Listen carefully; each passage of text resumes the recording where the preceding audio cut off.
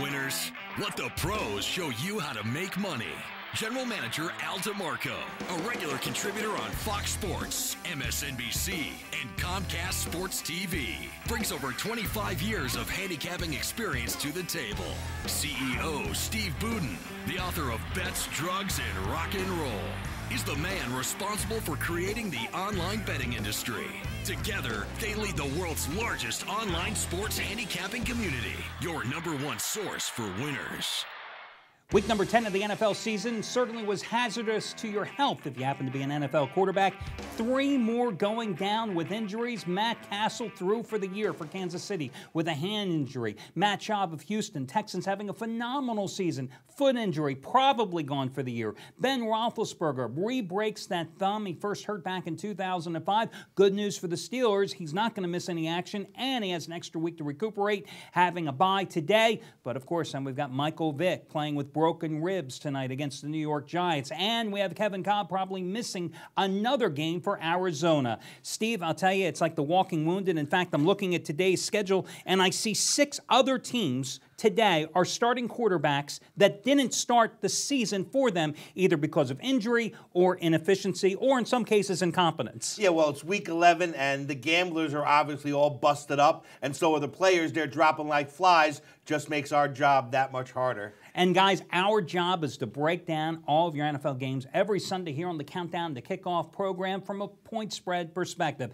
Al DeMarco here along with Steve Budin. I've been a professional sports handicapper for over 25 years. Started my career as a sports reporter, so I used the experience I gained from covering teams and players and being on the field in terms of evaluating personnel. That's all that matters to me. Paid off in spades last weekend. I mean, a huge, huge weekend for me. Hit my biggest play of my career with the Bears in revenge against Detroit, and followed up with the Monday Nighter against the Minnesota Vikings as I backed the Green Bay Packers. Of course, Steve, a former bookmaker. His father was a bookmaker. This is the guy who created what you now know as the offshore sportsbook betting industry over 20 years ago. And Steve, unlike me, you rely on the contacts and the sources that you've cultivated over the years. Right, so your picks are opinion-based, one of the best opinions in the business, 8 winning football seasons now in a row. And for me, I use my contacts, my sources, the people that I have access to from the 20 years of being on top of this business that other people don't have access to. So why would I use my opinion when I have this access and it's been so successful for us?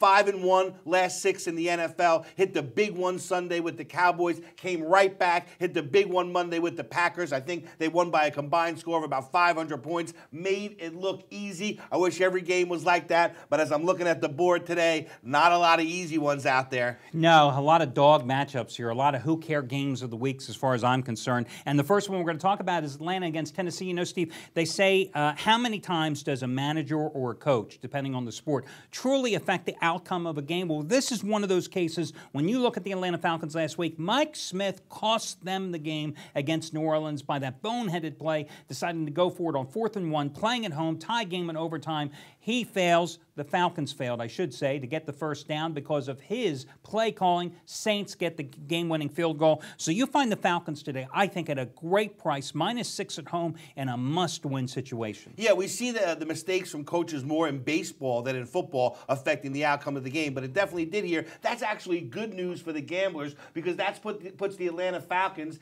in a must-win situation. And when they're at home in a must-win situation, they usually get the job done. I like Atlanta here. I think it's cheap also. Yeah, and you know, last week there were the Falcons. They rallied from 10 points down in the 4th quarter. I mean, they outgained New Orleans in that game, 481 to 383 in terms of total yards. They had a first down advantage of 30 to 18, and to come all the way back and to blow that game. The good news for Falcons fans is that they're 15-2-1 against the spread off their last 18 straight-up losses. They've covered 10 of their last 13 as a home favorite. So I agree with you. I wasn't that impressed with Tennessee's win at Carolina. I told you I thought the Titans would prevail last week because Carolina had no defense, and consequently Chris Johnson, the guy they're paying $100 million or whatever, actually had a big game, cracked the 100-yard barrier. I don't see him having the same success with Atlanta. One way I think to look at this game as well is I think it's a great teaser number. It's 6.5.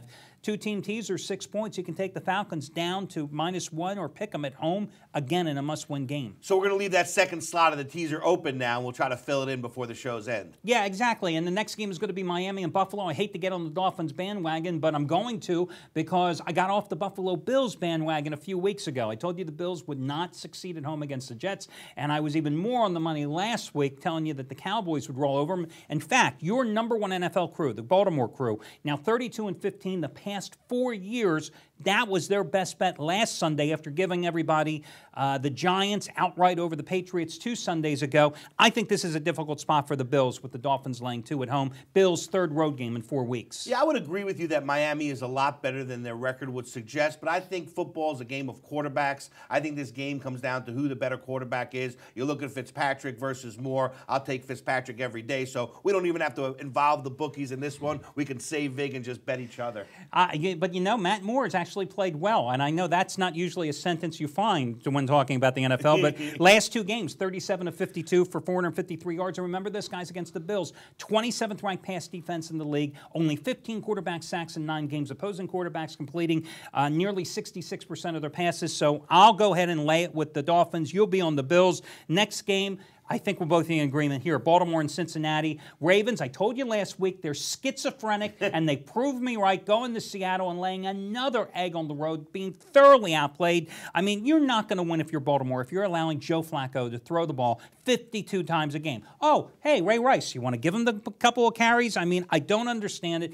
5 carries last week for 27 yards behind this offensive line. Baltimore is not only schizophrenic, they just are inconsistent in terms of their offensive philosophy. It's like they're going through menopause. I mean, they're getting hot flashes. They come off big games that they win, they lose. They come off big games that they lose, they win. It's almost like you got to wait to see what they do every week to know how you're going to bet them next week. I think this is a perfect spot for Baltimore here. I think they get the win and they get the cover. 16-8-1 against the spread. Baltimore is as a home favorite. Their last 25 laying points at home, so I agree with you. I think you go with Baltimore. I wasn't surprised. Cincinnati played well against Pittsburgh last week, but I'm not surprised they went down. There's your possibility to fill out that teaser. Didn't take us long. No, I would go with the Ravens, guys. I'd take the Ravens -1, hook them up with Atlanta and -1 as well, and I think that's a winning 2-team teaser. And you always want to bet 2-team teasers. I can tell you as a former bookmaker, that's the way the syndicates play it. Always a 2-teamer, never more. Yeah, more points you get from the teaser. It may sound attractive, but mathematically, the odds are incrementally stacked against you. More teams,